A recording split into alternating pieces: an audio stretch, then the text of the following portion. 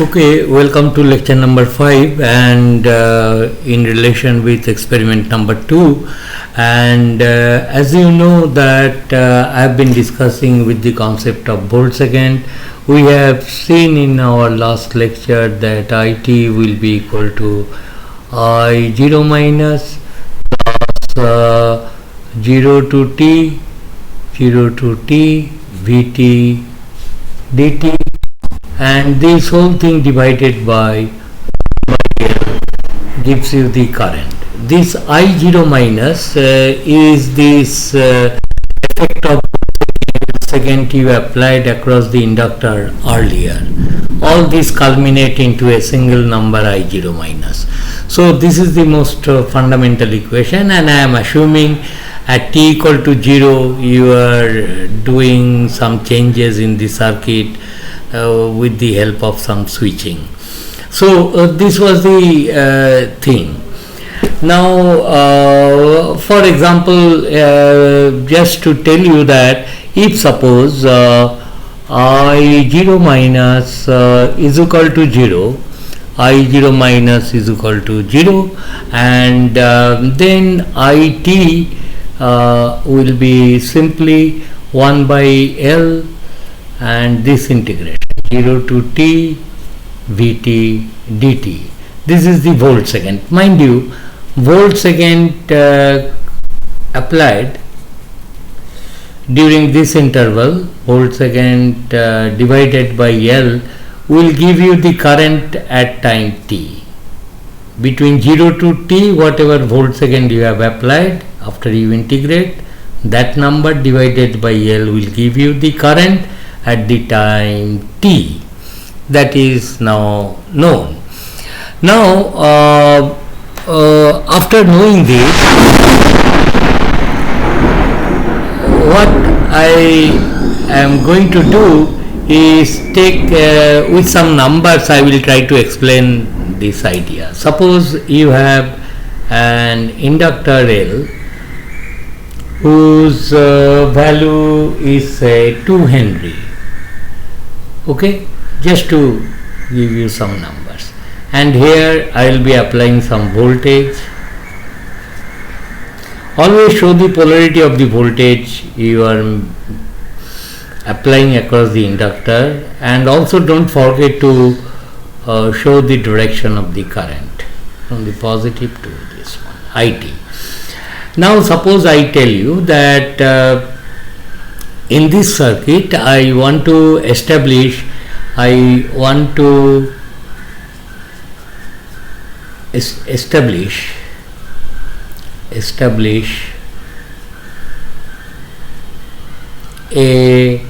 current of 3 ampere. 3 ampere. I want to establish a current.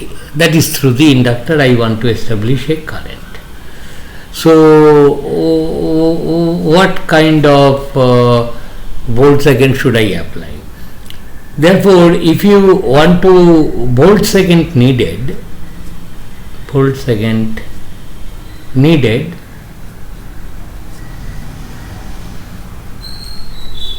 is equal to L into I, that final current, which is equal to 2 into 3 is equal to 6 volt second. 6 volt second, mind you, is also the unit of Weber turns, flux linkage, same as or Weber turn, because L into I is flux linkage. Therefore, anyway, volt second, I have to apply 6 volt second. Now, this 6 volt second you can apply to the circuit in many ways, infinite ways in fact. For example, somebody says that I will apply a voltage across the inductor, a pulse like this. A pulse which is 2 volt in amplitude, and you want to apply gate 6 volt second and apply it for 3 seconds. This is time axis. So 3 second you apply in second, therefore this area will be 6 volt second, and you will be at the end the inductor current will has to be 3 ampere, and it will maintain there because the applied voltage is maintained 0 after t equal to 3 seconds. For obvious reason, if somebody applies a pulse of 3 volt amplitude, then he has to apply this pulse for 2 seconds, so that these areas are same, and once again the current in the circuit will be reaching 3 ampere. That is, it will take lesser time if you apply 3 volt pulse, a single pulse, and so on.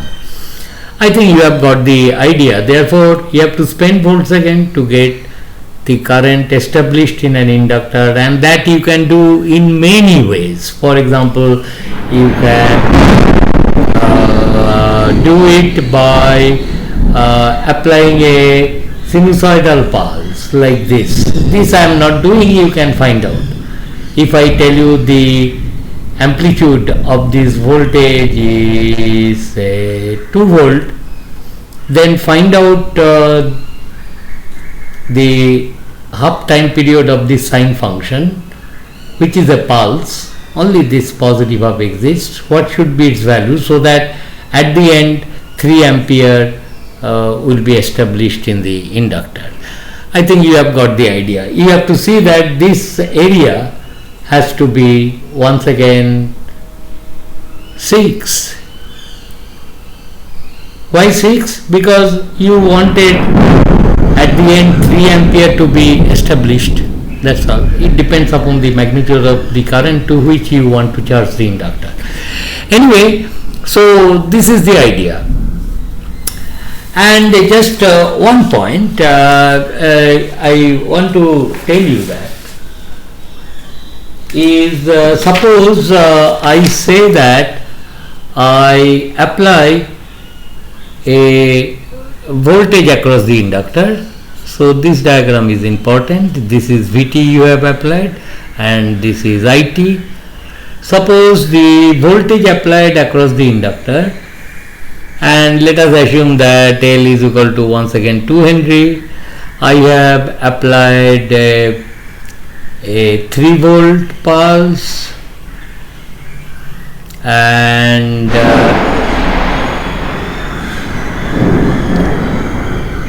applied for 2 seconds. But this pulse is like this. Then you apply minus 2 volt pulse for 3 seconds.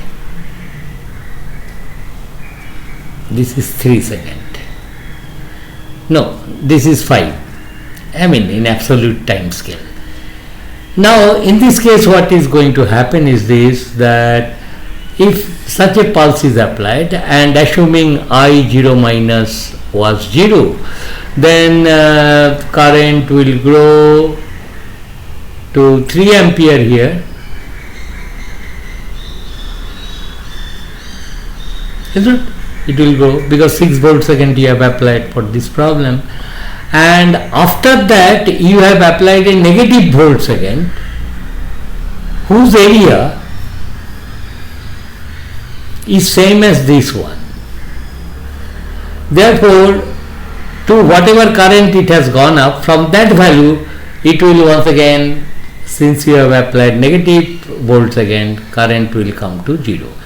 You can do mathematics to find out the equation of the straight line and so on without knowing. But if you know the concept of volt second, you can easily figure out, okay, it is going to be 0 at the end of 5 seconds.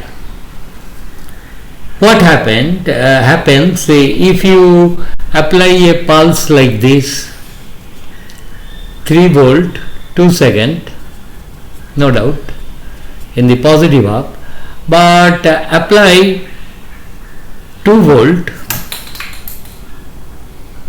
minus 2 volt, this amplitude is minus 2 volt, a rectangular pulse, but for a time which is less than 5 seconds.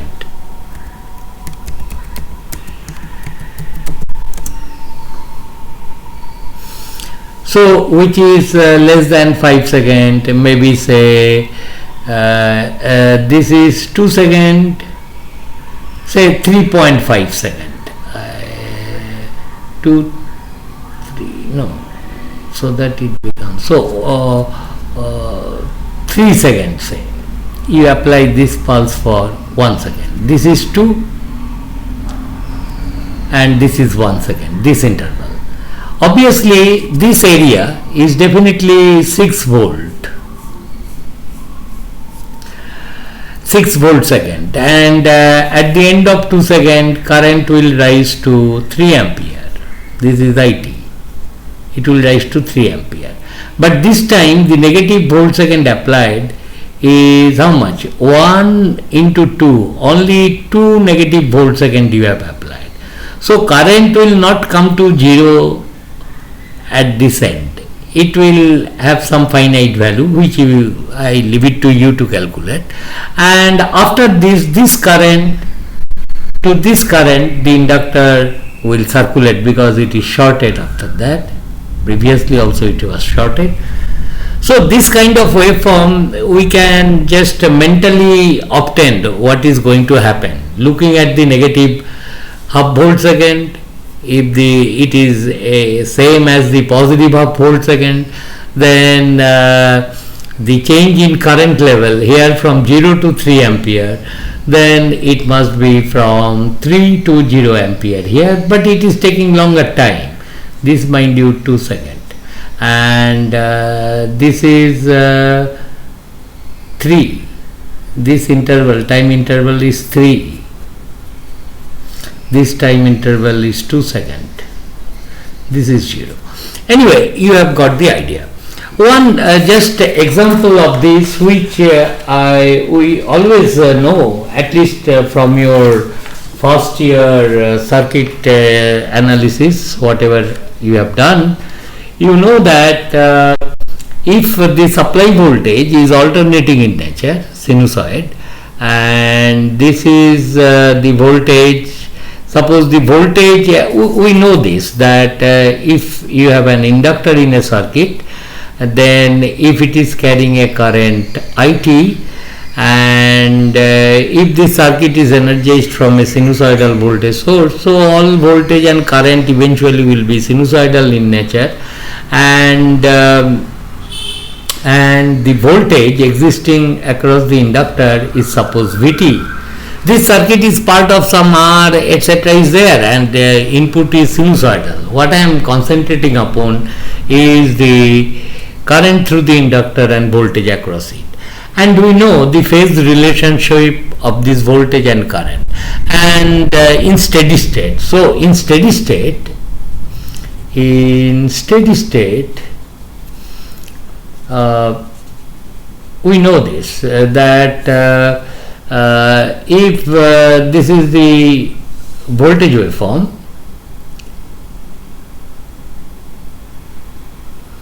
voltage across the inductor, if this is the voltage waveform Vt, current waveform will be lagging it by 90 degree, is not? So current waveform will be somewhat like this, is not? This is the steady state current waveform IT. And if you know the maximum voltage value is Vmax, and this is Imax. So if this is Vmax sin omega t, this is Imax sin omega t minus 90 degree, blah blah, you know that. Where Vmax by Imax, that ratio is the value of the impedance of the circuit, is not? So this is how things will continue to go on. Now if you look carefully, that here during this interval the circuit supply voltage is positive, therefore di dt has to be positive, and current increases from what value? From minus I max to plus I max when you reach this point. You know, how much volt second you have applied? It is this area.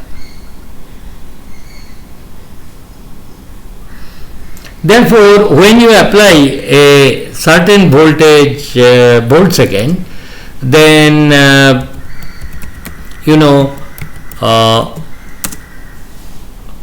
current rises, and current rises in this case minus I max to plus I max.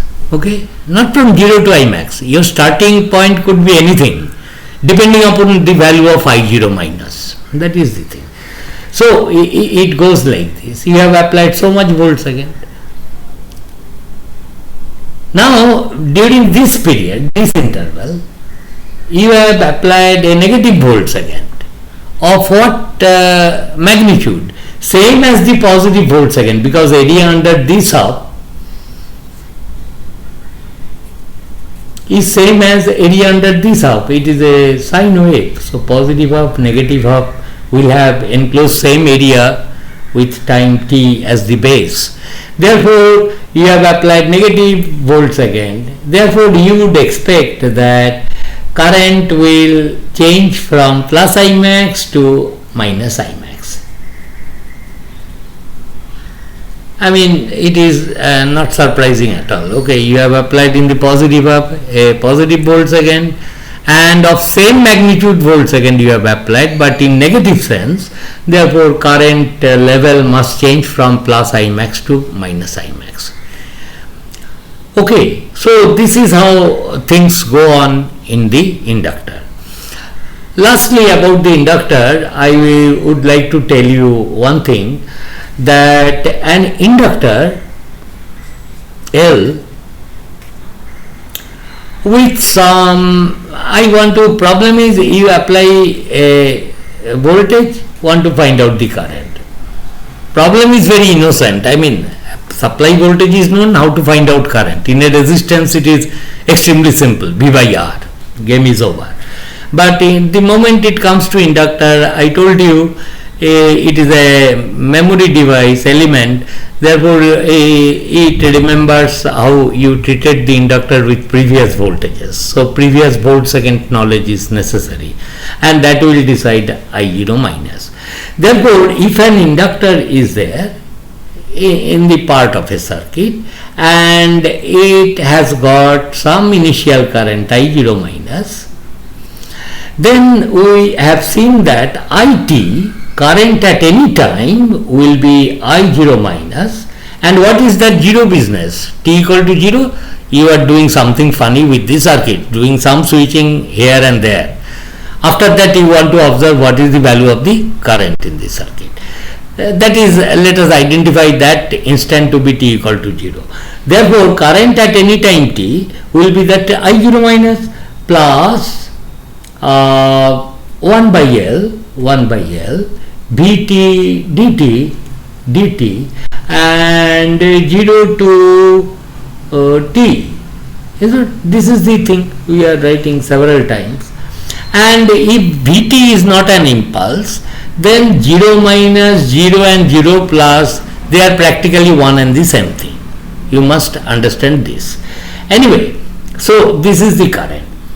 In that case,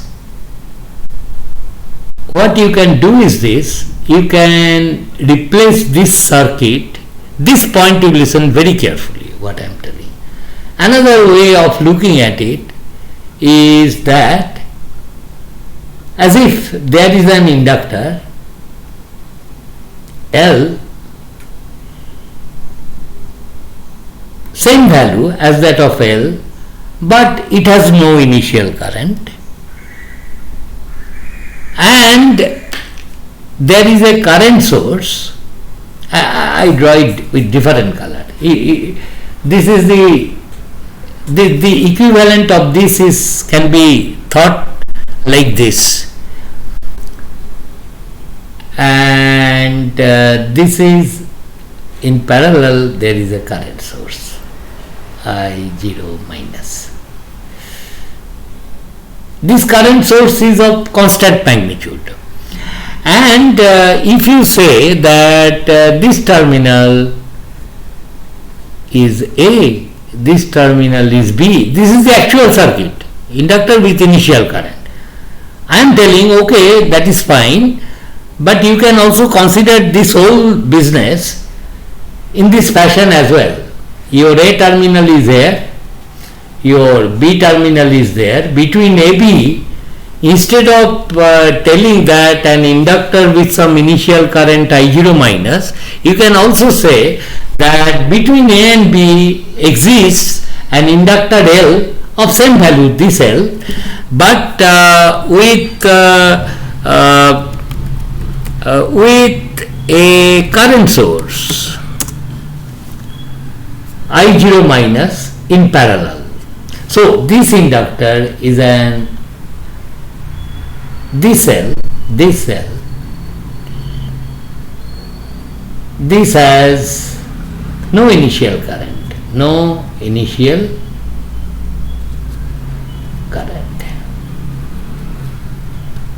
This inductor has no initial current in parallel with I0 minus. Why parallel? Because I0 minus plus, this is the current because of this portion where this inductor is uncharged, then I0 minus is not there.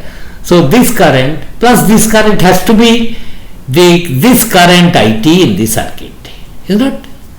These two are equivalent. This you must understand what I am telling. This is interesting. We should go ahead, another way of looking at it. Okay, it is as if this inductor had an initial current I0 minus 1. It can be thought of the same inductor having no initial current, but there exists a current source in parallel with it between the terminals A and B of what magnitude? Of the initial current magnitude of this actual circuit I0 minus, and your A and B terminals are here, but mind you, your problem was here. You have to find out this IT. Therefore, while you represent this with that one, you have to solve for IT. No one is asking what is the current in this inductor. There was, after all, no uncharged inductor here present. Therefore, that you don't forget. So, between A and B, within that you can. In fact, this type of concepts can be exploited in many situations while solving circuits. Because people would always love, it is not mandatory. Human tendency is okay. If a system is given with initial condition relaxed and sources connected, okay, I get familiar with all the laws which will allow me to solve the circuits. So you have translated the problem of initial current in an inductor having an initial current. You have translated that problem into a problem solving where the inductor initial current is 0. But you have to pay a price for it. What is the price? Another source comes into the circuit, apart from other sources whichever is present. Got the point? So with these comments, for the time being, I stop discussing about inductor, and I will start talking about the capacitor in the next class. But please go through it and try to learn new things, to same old stuff, but try to look or think in different ways. That is, then you should not be, totally blind, blindly apply your mathematics to explain everything. That is what my intention is, to tell all these things. Okay, inductor is there, it is in a circuit, there is some voltage is applied, it will grow up current, and how to find out those currents. If you solve the differential equation, you can get that, but behind all these things, your thought process, that is whatever calculations you do at the end, whether it is consistent with the properties of the inductor or not, is a very important issue.